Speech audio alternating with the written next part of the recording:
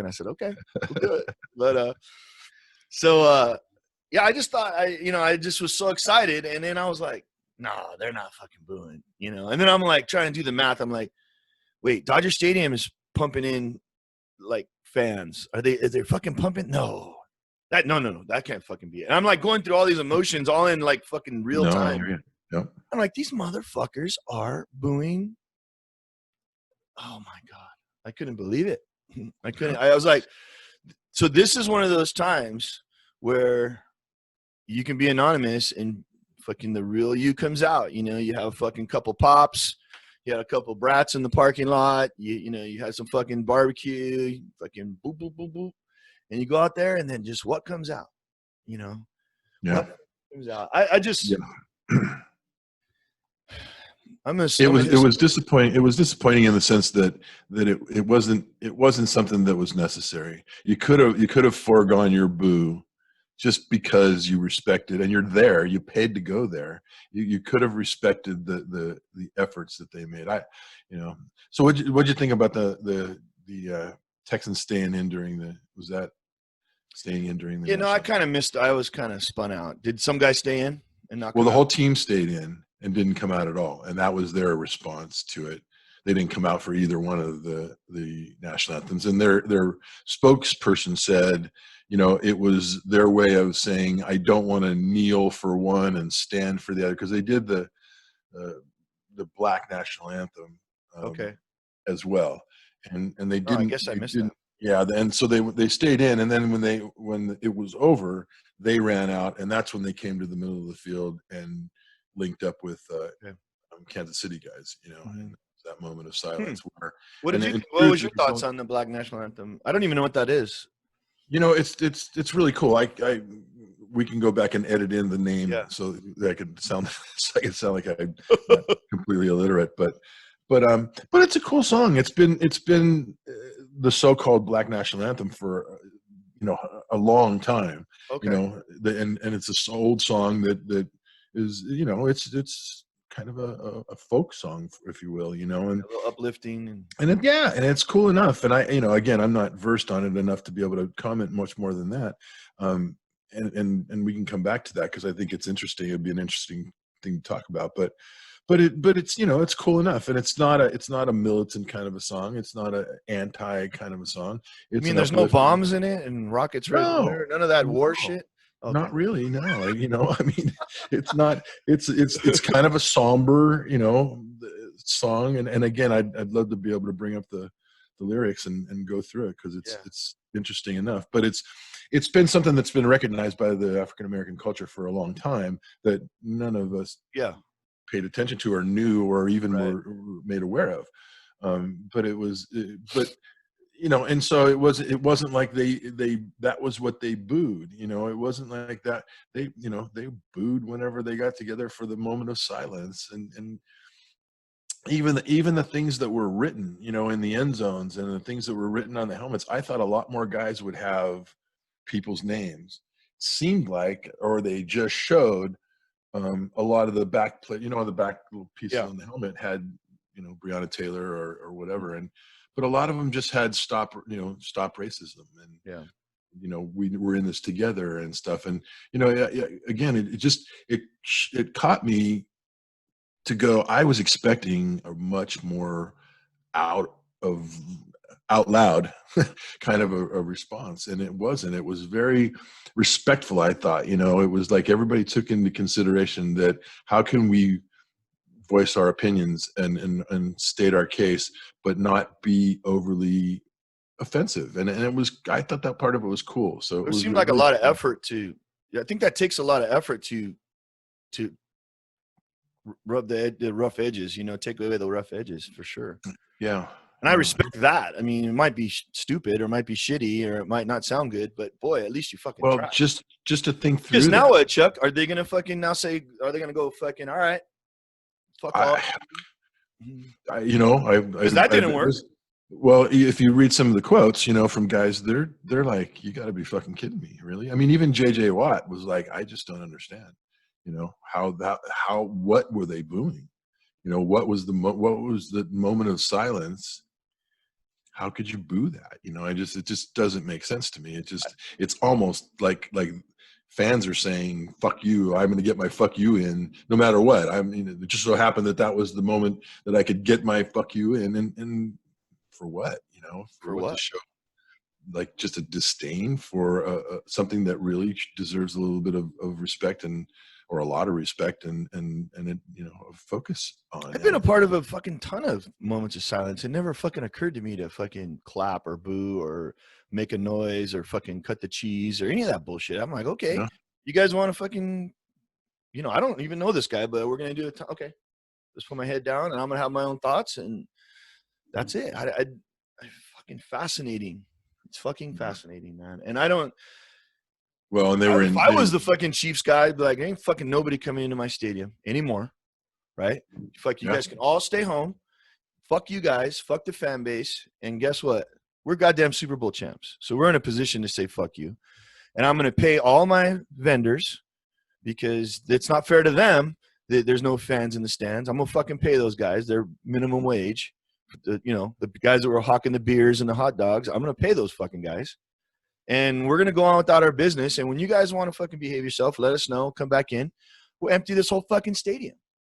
I mean, again, it wasn't political to me. Maybe it is. I don't realize it. It's, you know, I don't see anybody booing the fucking Canadian national anthem at a Blue Jays game, right, or a Raptors game. Do you? I don't. There's not one fucking Canadian on the Toronto Blue Jays. There's not one. But they play that shit, and everybody just stands there. Okay, cool, man, right on. This is neat. You know, we're going international. It's neat. I just, you know, I don't know. I mean, where is fucking Missouri? They're the 30th best fucking education in America, or you know, where do they land? I mean, it's so stupid. Stupid is my word. Well, you know, what's funny is my first thought was, fucking Texans, and I went, oh shit, they're not in Texas. You know? and they're in Missouri, and I would have never, you know, I don't know what label to put on Missourians. You know, I don't know what you know. Yeah, now I do. I mean, you know, Jesus, motherfuckers. You don't think they could get 15,000 fucking normal people? Well, and that there wasn't some full-on brawls in the stands. You know, that somebody didn't go, fucking shut the fuck up. You know, how can you do that? You know, it was very. I love that about you. I love that about you. You know, it was insulting. It was like, those are the lines, you know, you just go, man, a moment of silence is the greatest way to give each individual, no matter what you think or believe, an opportunity to be quiet in your own thought of whatever your feelings are. And it's such a respectful way to do things. You know, I can, you know, I can not think anything. I can think, you know, boo, or I can just, you know, but to, you know, again, it's like social media. You know, I think that, you know, there's 85% of the people on social media nobody would fucking listen to anyways if they weren't on social media where they got to say what they wanted to. You know, somebody would punch them in the mouth, or somebody would walk away, or they'd lose friends. But, you know, it gives you the freedom of speech, where people have to listen to you or have to hear you, and that's. Do you think that I mean, you obviously have been around, and I've been around before social media. Do you think the need to be heard, you know, also, it's not just African American people, but sort of every culture has a need to be heard? Because, and now we have these conduits, and now it's like you can't put the horse back in the barn, and, you know, everybody. I think those people had their need to be heard with the boo was more important than showing respect for the guys that they're going to cheer 10 minutes later. Like, I don't like that. Fucking drives me. That's crazy to me. I'm like, you understand Patrick Mahomes is fucking black, right? You can't show one fucking minute of respect for that fucking guy, or any of those cats. I mean, he's just the one I know his name, but, you know, like, right. Like any of those dudes, those fucking warriors, man, they're leaving their body on there. And that, you know, I was watching Hard Knocks, and fucking the coach was walking down the hall at the at the Chargers deal, and there's a picture of Junior Seau. I was like, fuck, man. You know, he's like my contemporary. I'm like, oh, my God. You know, did Matt play with Junior? Yeah, they were roommates. Yeah, I mean, fuck. He's roommates? Yeah. Oh, my God. And they were roommates. My heart was year. broken for what he gave to the game. Like he gave it everything. He gave his entire life to the game ultimately, you know. Mm-hmm. And that's fine. I mean, it's his choice, and I'm not trying to get into a CT thing or anything like that, but it's like, how could you not fucking love that guy? How could you not love the Gladiators? I watched the movie Gladiator. I don't like that actor. He's a goofball. I don't think he did a particularly fucking great job all the way through, but I love the fucking concept of it. You know, I love him saying, "Are you not fucking entertained?" I wish fucking Patrick Mahomes would have said that. Are you not fucking entertained enough that you can give me 30 seconds? You know, like I am fucking, of course he's uber rich now, but I mean, like, you know what I mean? Like, or should they, or is that the difference, Chuck? Are they making so much money that they fucking have to eat shit? Is that part of making the money? No, because if your fucking fat ass in the stands with your beer and your fucking belly hanging out could fucking play and make that money, then you'd get paid too. Right. You know, those guys are special. I can't punish them as human beings for being special. Right. You know, I mean, it just doesn't make sense to me. You know, I get it. You know, that you're making millions of dollars, but that shouldn't. And for how long have most of athletes and entertainers been kind of silent? You know, there hasn't been a rise up. I mean, as much as they talk shit, and I'll say the conservative people in the world, which I'm not sure if it's just them, but as much as they talk shit about the Hollywood crowd and how they shouldn't have their opinion and all that kind of stuff, we don't get inundated by their opinion. Yeah, there's some stuff that comes out and people say stuff at award shows. Yeah. But it's just like going to the game. Turn the award show off. You don't have to listen to them. And that you should say they shouldn't have their opinion is you being that guy to them. Like the people that are looking at you going, who the fuck are you to have that opinion about me? You know, I mean, So it's just fucking it's a lack of human respect, you know, which again, if we all started at the very basis of life, it should be mutual respect, you know, until you don't deserve it anymore. You know, that you earn respect, I understand it. You earn the levels of respect, but there's a basic human dignity that says, I will treat you with respect. And then if you treat me with respect back, then we'll build on that. And maybe we'll get to a level of some intimacy of some sort, but we have unalienable rights for sure. Yeah. I mean, that's, to me, that's, you know, I keep going back. You can't scream and scream about the Constitution and not say that we're all created equal and we have the right to, you know, life, liberty, and the pursuit of happiness. Right. I mean, just think about that for a minute. You know, that means that you can't be an asshole, you know, without being labeled an asshole, you know. But that's what I think gives people the ability to speak the way they do, because everybody has a platform now, whether we like it or not. When I became the head coach of the softball team, the guy said, okay, the principal asked me to draw up a bunch of guidelines for my team, how we're going to handle shit. And I literally just put the fucking golden rule and said, here's my fucking rules. You know, it's just a fucking golden rule. You know, like I'm not, you know, I got to treat everybody individually. I got a little Jimmy Johnson in me where this guy gets treated a little bit different than that guy. I mean, that's just the world. I wanted the girls to know that. I wanted the girls to understand that it's not super fair, that I like them all and I love them all, but it's not fair. I'm not, you know, punishing one person affects the team and whatever, you know. So I was just, and the fucking principal pushed back hard. And I think he's a very smart guy at that. You know, I really respect his intellect and his point of view. So I mean, I just did more shit, some basic shit, be on time, fucking treat others the way they want to be treated. But, you know, I think, I don't know, man, it seems like everything starts with that. Do you think that the lack of people going to church on Sunday, do you think that fucking plays into this? I mean, back in the founding fathers days, you know, 95% of the people went to church every week. You know, is that something that we're missing, that kindness? Because you have to be silent in church sometimes. You can't speak your mind in church. You don't get to raise your hand and say, Pastor, you're fucking wrong. You know, that you have to eat it. Yeah. I mean, do you think that is? I mean, I'm not a super good. I think, you know, I think there's a certain amount of again, there's a lot more talking going on than there is listening. Yeah. You know, and we're not seeking out the information as much as we are. Again, I'll qualify this with the fact that sometimes I think what we're talking about is the 10%, you know, 90%, you know, let's say 80% of the people on the or 10% of the people on the right and 10% of people on the far left are the ones that are making 90% of the noise.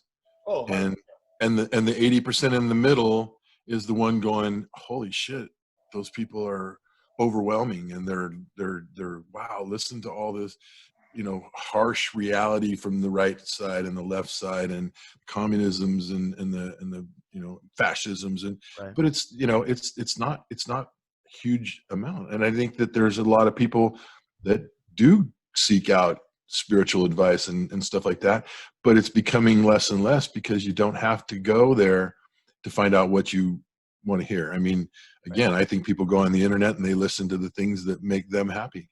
Right.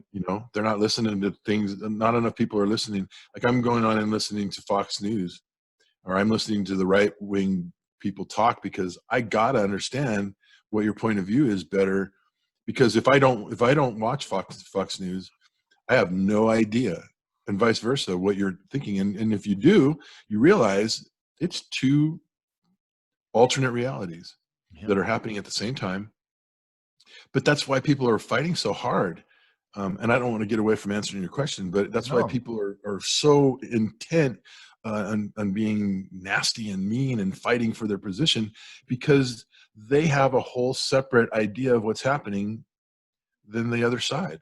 And if you don't cross over and understand, wow, so I have to speak to somebody on that side of the coin with their reality, or I'm just starting with telling them, Satan is the answer, and they're going, well, I'm a God-fearing person, so you're wrong and I'm right. And that's the kind of delineation that happens all the time with the arguments that are going on. Do you have a need to, I mean, I have a couple things, but because that was awesome. Do you have a fucking need to change people's minds? Or is it live and let live? Like, I would fucking hang a flag I would hang the don't tread me flag behind me, except everyone would think I'm a fucking whack job right wing guy. Because to me, like, I don't know. I mean, if you're going to choose to be on my team, then we need to have a common thought and a common goal and a common thing. And we need to be a fraternity. Right. But I'm not sure that I fucking care if you believe in God or not. I like you. That's it. I like what you do. I like your actions. You know, you can talk all the shit you want. And here you have Jerry Falwell fucking doing all kinds of fucking heinous, what I consider fucking heinous sexual shit. And he's a multi-billionaire because of religion, and I remember when fucking Houston flooded out, that cocksucker Osteen didn't fucking let nobody stay in his fucking church.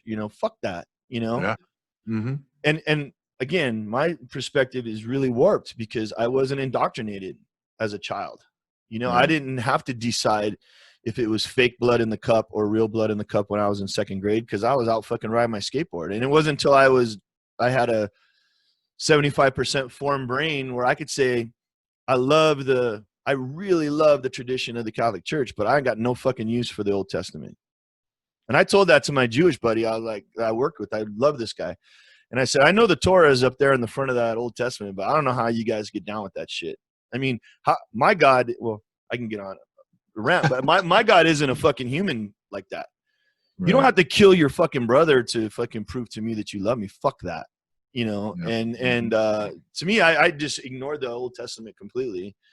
And, I tried to, what would Jesus do is probably more like my program. And unfortunately, as far as my math goes, it's a socialist deal. So here I am, fucking a hippie left, just because I want to be like Jesus. I don't want to fuck around on my wife, and I don't want to do dumb shit.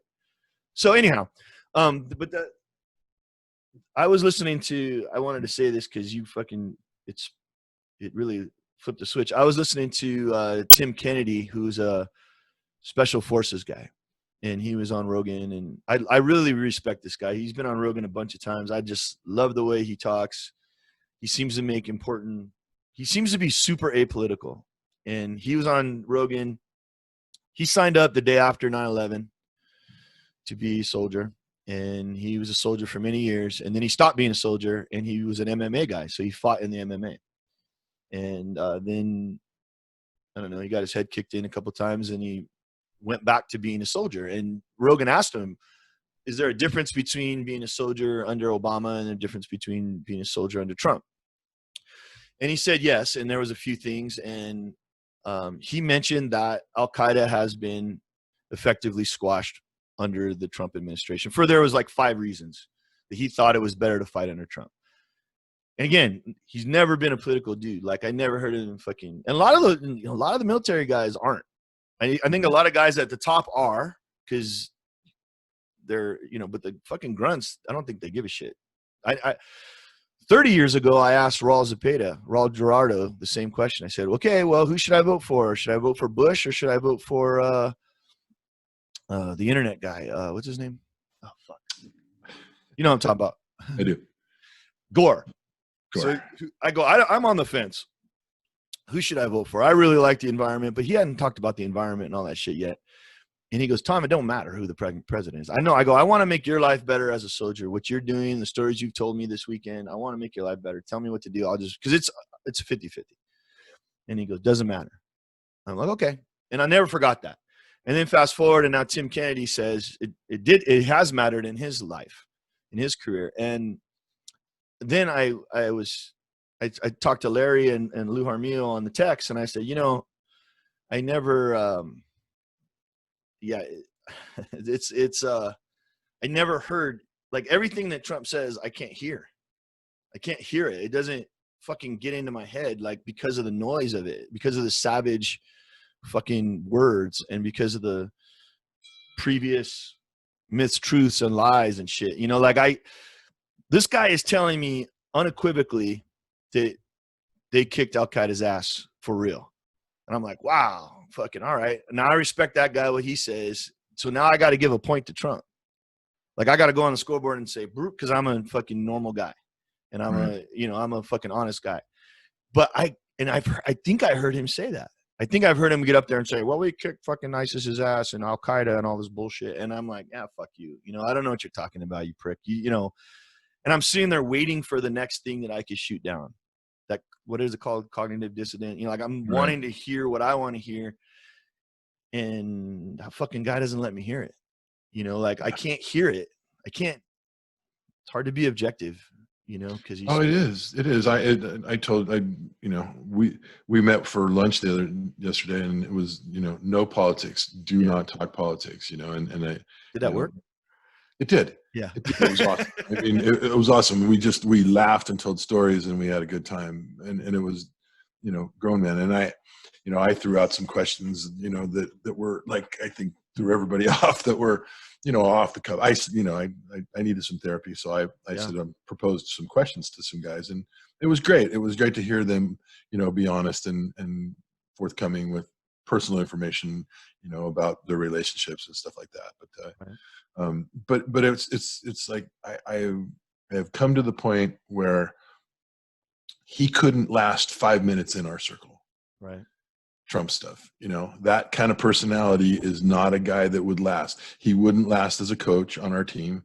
He wouldn't last as a player on our team, because it's the antithesis of empathy and teamwork, and so all that stuff that he says is designed, to me, it's designed to further the people that believe what he believes, and the people that feel disenfranchised and haven't had their feelings heard. And I can't say I don't like black people, because it's it's bad for me to say that. But now that everybody's saying things, well, shit, you criminals that are looting and rioting and missing the whole point. And it's again, it becomes non-intelligent. It's kind of buffoonish rhetoric that you go, I just don't believe you, and so when you get truths and you get things that he did do well, it's hard to believe him. It's hard to give him that, it's like, you're so divisive.